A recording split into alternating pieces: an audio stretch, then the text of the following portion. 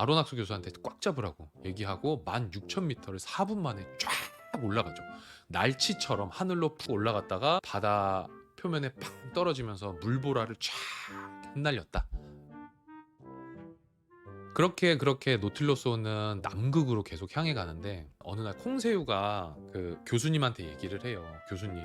교수님하고 저는 해양학자고 해양생물에 관심이 있으니까 뭐 이런 여행이 재밌겠지만 네드는 사실 그냥 고래 잡는 사람이고 어부인데 진짜 재미없는 게 맞다. 저 사람을 위해서 뭐 어떤 게 있었으면 좋겠다. 심심한 게 당연하다. 이렇게 얘기를 하죠. 아로낙스 교수가 그러게 쟤한테도 뭐가 있었으면 좋겠다 했는데 남극 근처에 가니까 고래 무리가 있는 거예요. 아로낙스 교수가 네드한테 너 이런 고래 잡아본 적 없지? 교수님 무슨 말씀하시는 거예요? 저 네드예요. 고래잡이 네드라고요. 제가 고래를 얼마나 많이 잡아봤는데 남극 고래 저 잡아봤을걸요? 이런 거 잡아봤죠. 그랬더니 아로낙스 교수가 전공을 살려가지고 뭔가 지식적으로 막 이렇게 얘기를 해줘요. 그래서 뭐 얘는 여기 살고 쟤는 저기 살고 뭐 생김새가 어떻고 네가 있던 데서 살았던 거는 여기에 있던 애들은 네가 살았던 데 없었을 거고 막 이렇게 얘기를 해주죠. 그러니까 결국에는 네드 너는 저런 고래 못 잡아봤을걸? 또 이렇게 약 올리는 거예요. 아로낙스 교수 아주 심보가 못됐습니다. 그래가지고 이제 약 올리니까 막 네드가 어떻게 했어요? 아니 뭐야 이거 내가 잡아본 건 줄 알았더니 못 잡아봤던 거야? 잡아봐야겠네 라는 생각이 드는 거죠. 우리도 게임 같은 거 새로 나오고 뭐 새로운 뭐 IT 기기나 전자기기 이런 거 나오면 사고 싶잖아요. 책 나오면 안 읽어볼 거 뻔하지만 갖고 싶고 그런 게 있지 않습니까? 아무튼 그래서 네드가 너무 잡고 싶어서 네모 선장한테 가서 말합니다. 저 이거 진짜 너무 잡고 싶다. 네모 선장이 무익한 살생은 안 됩니다. 또 갑자기 선을 그어요. 네드가 아니 저번에 듀공은 잡게 해줬잖아요. 아니 그때는 우리가 식량이 필요해서 듀공은 잡아가지고 우리가 먹을 수 있잖아요. 근데 고래는 우리가 잡아도 고래 기름 이 배에 쓸 데도 없고 괜히 무익한 살생입니다. 심심풀이를 위해서 동물을 살생하는 거 저는 용납할 수 없습니다. 라고 얘기를 하죠. 그러니까 이제 네드가 삐지는 거죠. 뭐야 이렇게 얘기하고 있는데 얘네들이 발견했던 게 남극 근처에서 발견한 남극고래거든요. 근데 저쪽에서 향유고래 무리가 오고 있는 거예요. 근데 향유고래가 남극고래를 공격하는 모양이죠. 그거를 아로낙스 교수랑 네모 선장이 알고서 저 못된 향유고래들 노틸러스호로 다 없애버리겠다 이렇게 얘기를 하고 네모 선장이 노틸러스호를 이용해가지고 향유고래를 공격하기 시작해요. 근데 사실 뭐지? 라는 생각이 좀 들긴 했죠. 아니 네드가 남극고래 잡는 건 안 되고 자기가 노틸러스호로 향유고래 다 교통사고 내는 건 또 되나? 라는 생각이 들었죠. 이 또 정의의 판단 기준이 네모 선장도 뭔가 고장난 사람인 것 같기는 하다. 개입하려면 개입하고 개입하지 않으려면 확실히 개입하지 않아야 되는데 내로남불이라는 생각이 들었죠. 그렇게 노틸러스호로 막 다 부딪힙니다. 근데 노틸러스 앞에가 뾰족하고 되게 튼튼해가지고 막 전함도 다 부시잖아요. 그러니까 향유고래들이 살아남겠어요. 막 고래가 막 찢어지는 거죠. 나중에 네모 선장이 네드한테 어때요? 얘기하니까 네드가 이거는 백정들이나 하는 짓이지 이게 뭐 하는 짓이냐고 그랬더니 네모 선장이 또 누구나 다 좋아하는 도구가 다르기 마련인 거 아니겠습니까? 라고 이렇게 얘기를 해서 이때부터 네모 선장하고 네드하고 약간 사이가 좀 멀어져요. 근데 뭐 네모 선장이야 뭐 네드가 삐지든 말든 뭐 상관없죠. 그리고 나서 네모 선장은 고래 시체 근처에 가서 고래의 젖을 짭니다. 그래서 그걸 아로낙스 교수한테 한 모금 마시라고 하죠. 아로낙스 교수가 좀 전에 향유고래가 죽어가는 걸 봤잖아요. 그리고 얘네가 어떤 고래의 젖을 짜냐면 향유고래한테 공격당해서 죽은 불쌍한 남극고래의 젖을 짜는 거예요. 그래서 그걸 보면서 혐오감을 많이 느낀 거죠. 아니 이 사람은 도대체 무슨 생각하는 건가 하면서 먹으라니까 한 모금 먹었는데 뿅 바바바바바바바 너무 맛있어. 아니 이런 맛이 그거를 가공해서 식탁이 더욱 풍성해졌다. 또 이런 얘기가 나옵니다. 근데 저 예전에 다큐멘터리에서 봤는데 고래의 젖이 어디 있는지 아세요? 고래가 젖 줄 때 보니까 고래가 얘네가 이렇게 쓰거든요. 요게 머리고 이렇게 꼬리면은 이렇게 쓰고 그 여기 사이에 그 틈이 있어요. 그래서 새끼 고래가 들어가가지고 여기에 있는 젖을 빤다고 하더라고요. 그래서 저 그거 다큐멘터리 보고 좀 신기했습니다. 아무튼 그날 이후로 네드가 네모 선장을 고깝게 쳐다보기 시작을 하는 거죠. 하지만 네드의 마음과 상관없이 노틸러스호는 계속 남극으로 향해서 갑니다. 남극으로 향하던 도중에 얼음지대를 딱 만나게 되죠. 남극에 가까울수록. 이때 노틸러스호가 세빙선처럼 얼음을 다 깨고 앞으로 둥둥둥 전진을 하는데 여러 얼음이 엉켜있는 거대한 유빙지대를 만나게 되거든요. 이때 네드가 아로낙스 교수한테 이거는 도저히 인간이 갈 수 있는 영역이 아니다. 만약에 네모 선장이 이렇게 해서 남극까지 가면은 네모 선장은 위인이다. 네드 얘기를 듣고 나니까 아로낙스 교수도 이제 안 될 것 같은 거죠. 그래서 네모 선장한테 가서 얘기를 합니다.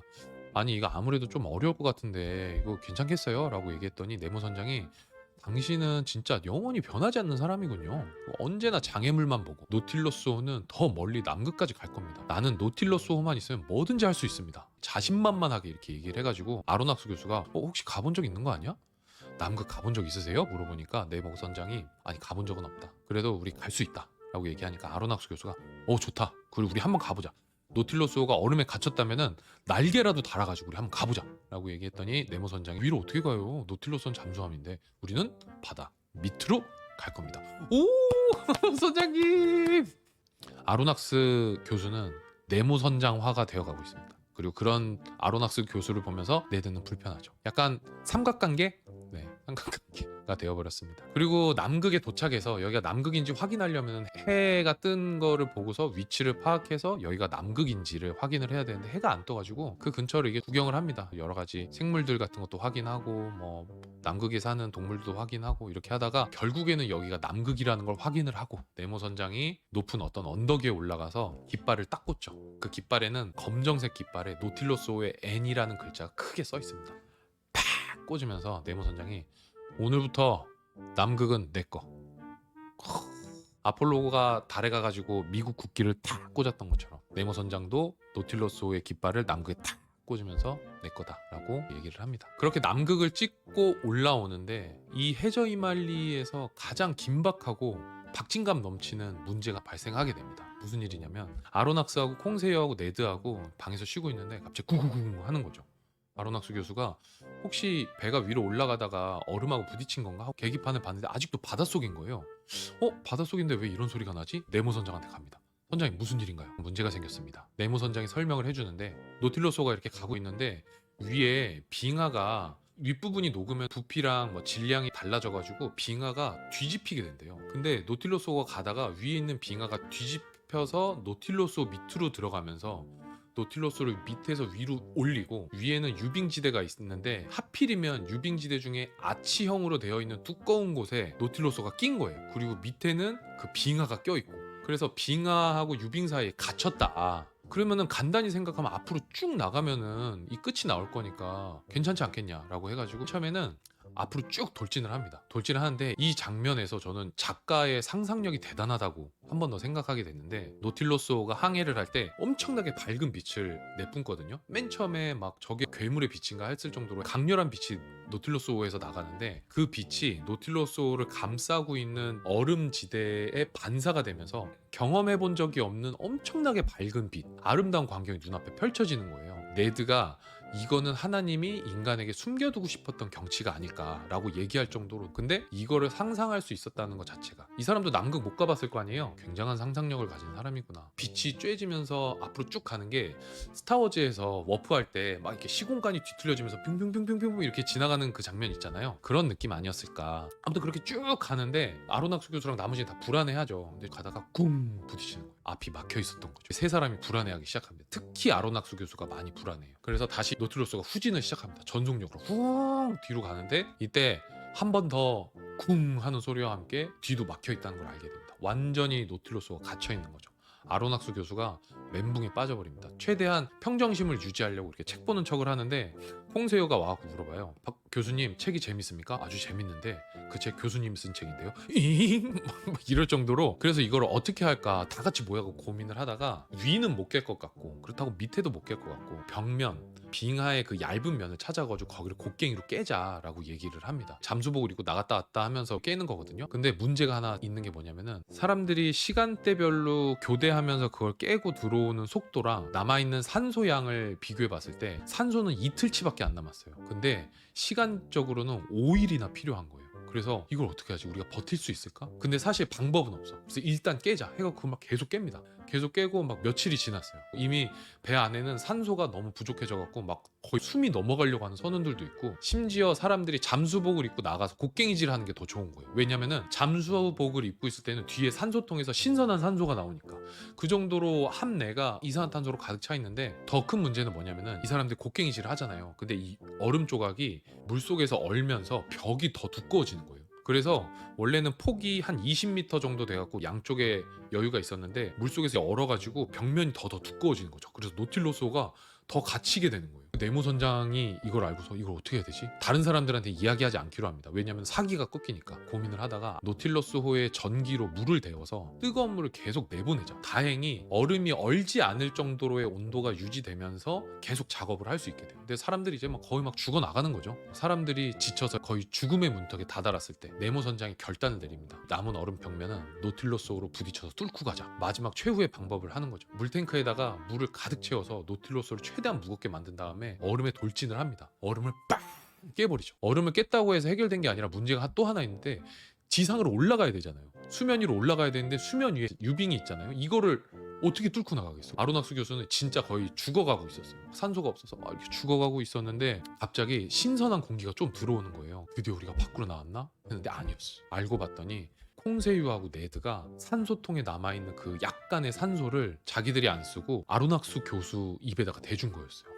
그래서 아로낙스 교수가 엄청 감동하죠. 흐려지는 의식 사이로 그 계기판을 바라보는데 엄청난 속도로 수면 위로 올라가고 있는 네모 선장이 에라 모르겠다 그냥 들이받는 거죠, 얼음을. 그래서 팡 받고 유빙을 깨고 노틸러스호가 아까 그 날치처럼 멋있게 위로 팡 올라오면서 드디어 노틸러스는 탈출을 하게 됩니다. 배 안에 신선한 공기가 쫙 들어오고 아로낙스 교수는 네드와 콩새우가 부축해서 가판 위로 올라옵니다. 신선한 공기를 쫙 마시죠. 그냥 한번 이건 진짜 책으로 한번 보셔야 돼. 그 책인데 그 긴박감이 느껴진다니까요. 그래서 와 이렇게 보게, 시간 가는 줄 모르고 보게 됩니다. 가판 위로 올라온 다음에 아로낙스 교수가 왜 나한테 산소를 줬냐라고 물어보니까 네드가 아 됐다 뭐 자꾸 뭐 한 게 있다고 자꾸 그런 거 고마워하냐, 그냥 단순히 계산해 보면 우리 셋의 목숨을 저울질 해봤을 때 교수님의 목숨이 훨씬 가치 있다고 느껴졌다, 별거 아니다.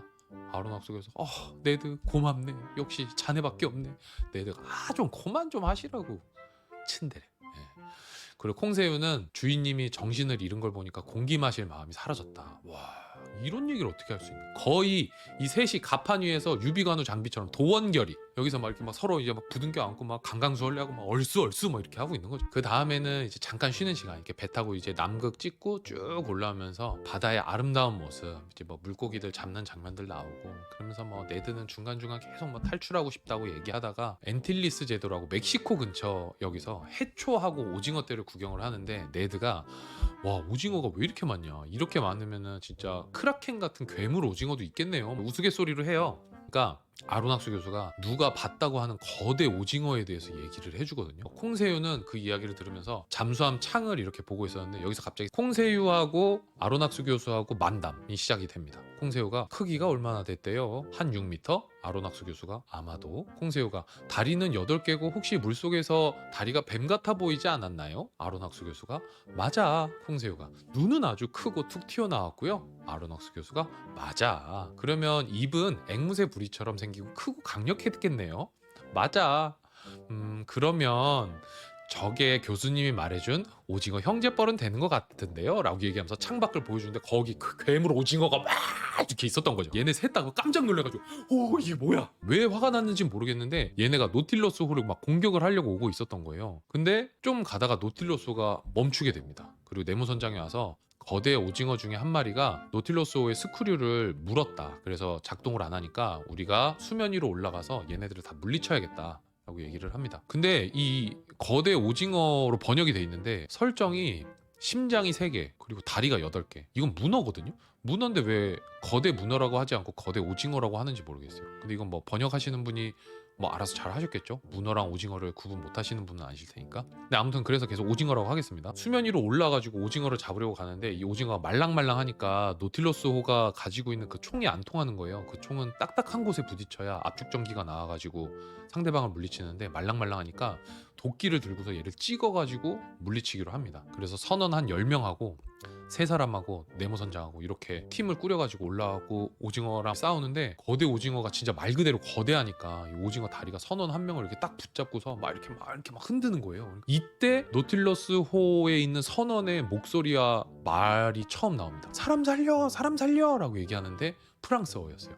그 얘기를 아로낙스 교수가 듣고 저 사람 프랑스 사람이었고 이 배에는 나의 조국에 있었던 사람들도 있을 수 있겠구나. 또 다른 사람은 누가 있을까? 이런 생각을 잠깐 하고 있고, 이 사람을 구하기 위해서 막 가가지고 막 그 다리를 찍는 거죠. 다 끊어내고 마지막 남은 다리를 하나 끊어내려고 하는 찰나에 오징어가 먹물을 쫙 뿌립니다. 그래서 막고서 으아 으아 하는 사이에 오징어가 선원을 데리고 바닷속으로 사라지죠. 그리고 마지막 하나 남은 오징어랑 네드랑 싸우는데, 네드가 위기에 처하게 되니까 네모 선장이 나타나고 오징어를 물리쳐주고 지난번에 도와준 거 갚았습니다 라고 이렇게 멋지게 이야기를 합니다. 그렇게 해서 오징어를 다 무찌르고 난 다음에 네모 선장이 또 혼자 갑판에 서서 눈물을 흘려요. 두 번째로 동료를 잃게 되는 거죠. 이런 경험을 한 이후로 네드는 더더욱 배에서 내리려고 하고, 아로낙스 교수한테, 선장한테 가서 지금 당장 얘기해라, 우리 내릴 거라고 얘기를 해라. 아로낙스 교수가 다음에 만나면 얘기하겠다. 근데 네드가 지금 당장 가서 얘기해라. 아로낙스 교수가 내일 얘기하겠다. 그랬더니 지금 내가 네모 선장한테 가길 바라시는 건 아니죠? 아로낙스 교수가 알았다, 내가 가서 얘기해보겠다 하고 가서 네모 선장한테 얘기를 합니다. 이러이러 해가지고 우리 내려야겠다. 네모 선장이 귀뚱으로도 안 듣죠. 다 끝난 얘기 이제 와서 하고 있어요. 당신들은 못 나갑니다. 그리고 이 이야기는 더 이상 하지 마십시오. 더 이상 이런 얘기 하면은 당신 얘기도 듣지 않겠습니다 라고 딱 얘기를 해버립니다.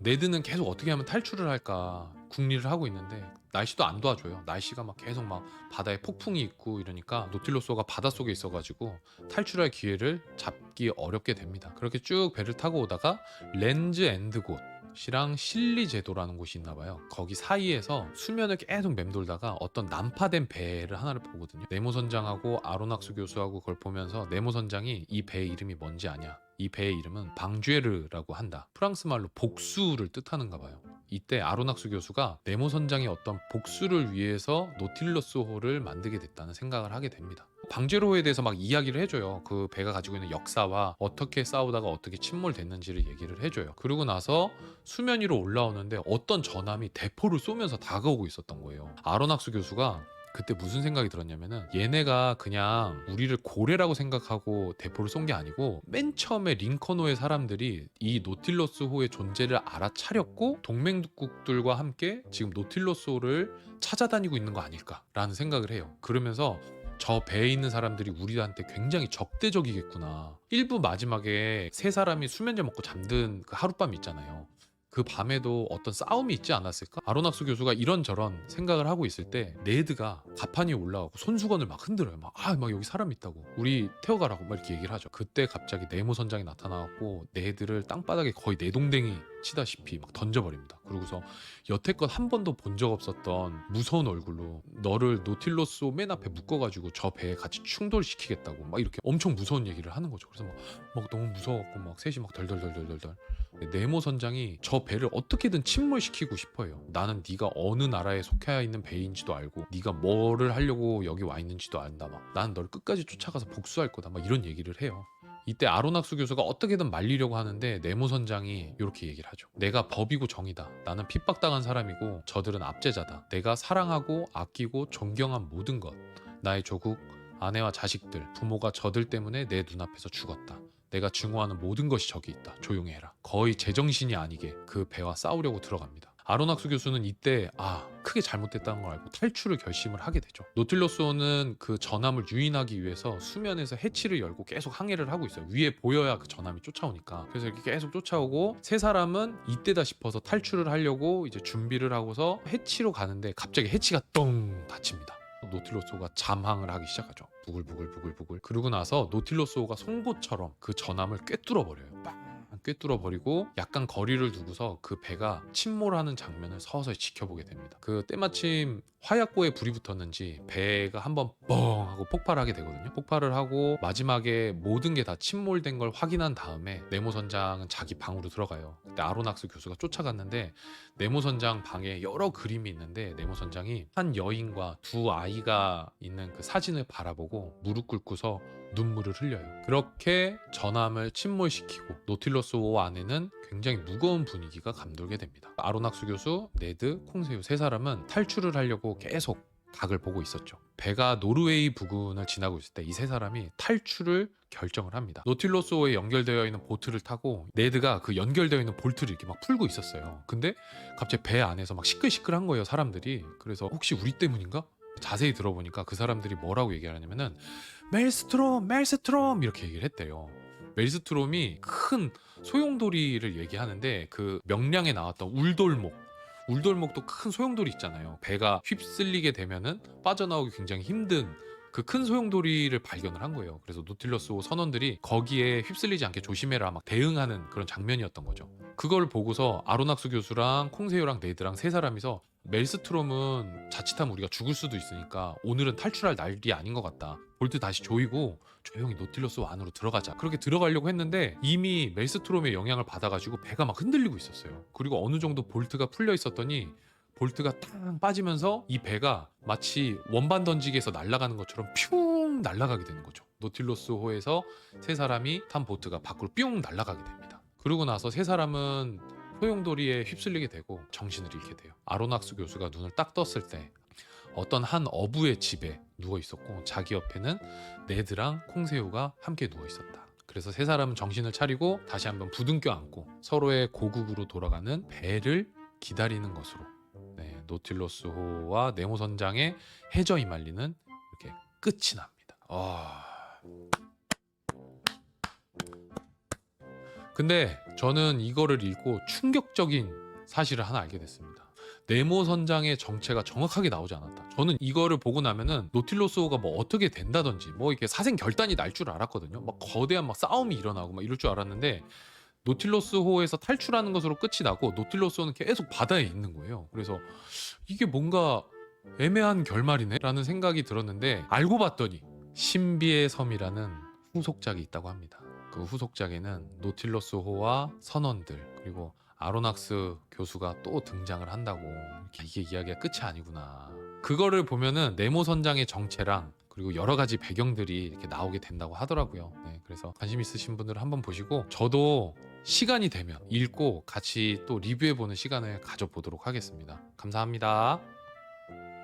책의 마지막은 이렇게 마무리가 됩니다. 성서가 6000년 전에 제기한 너는 바닷속 깊은 곳을 거닐어 본 적이 있느냐 하는 질문에 그렇다 라고 대답할 권리가 있는 것은 모든 인류 가운데 오직 두 사람, 네모 선장과 나뿐이다 라고 이렇게 마무리가 되죠. 아니 그러면 네드하고 콩새우는 같이 생사고락을 함께한 네드하고 콩새우 그리고 노틸러스호의 배에 진작에 타고 있었던 그 수많은 선원들은 하여간에 그 윗대가리들이 생각하는 게 다 이렇습니다. 끝!